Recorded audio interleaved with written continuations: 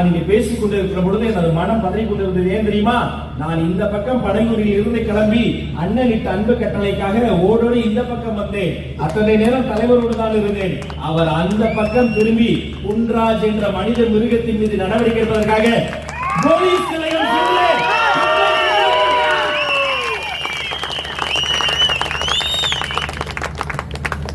என்ன பேச்சு?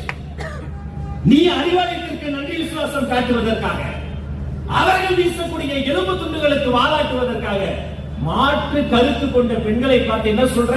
சொல்ல நான் கூசுது. ஆனா அவன் சொன்னதினுடைய வீரியம் உங்களுக்கு தெரியணும். மாற்று கருத்து கொண்ட தமிழக வெற்றி கழகத்தில் இருக்கக்கூடிய பெண்களை பார்த்து அவர்கள் விபச்சாரிகள் சொல்றேன்னு சொன்னா, இந்த மேடையில் இருந்து அம்பத்தூரில் என்று சொல்கிறேன், பொன்ராஜ், நீ பகிரங்கமாக மன்னிப்பை கேட்கவில்லை என்றால் நடப்பது வேறு.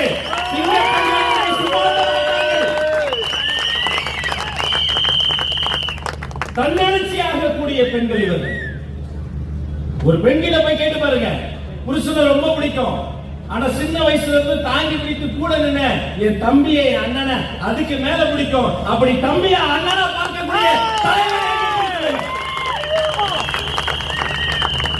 யாரை போய் கேட்டு பாருங்க, உங்களுக்கு புருஷன் ரொம்ப பிடிக்கும்.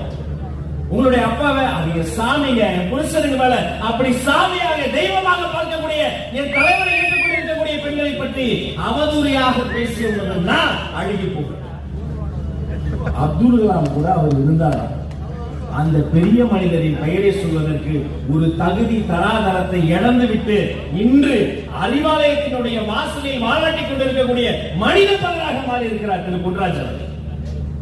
அவருக்கெல்லாம் பதிவு செய்ய நேரத்தை வீணடிக்க விரும்பல. மிக கடுமையான கண்டனத்தை பதிவு செய்கிற எந்த நிபந்தனையும் இல்லாமல் புது மன்னிப்பு கேட்கணும். புதுமக்களிடம் மன்னிப்பு கேட்கணும்.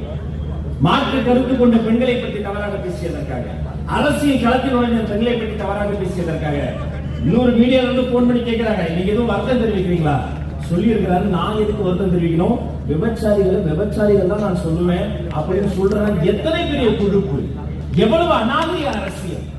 திமுக அவனுக்கு பின்புலமாக இருக்கிறது என்று நம்பிக்கொண்டு நீ எதை வேண்டுமானாலும் பேசலாமா?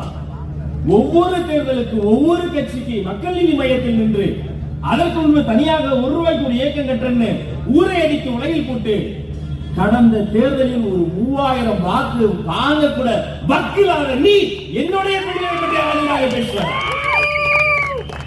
காலம் பதில் சொல்லும். இன்னும்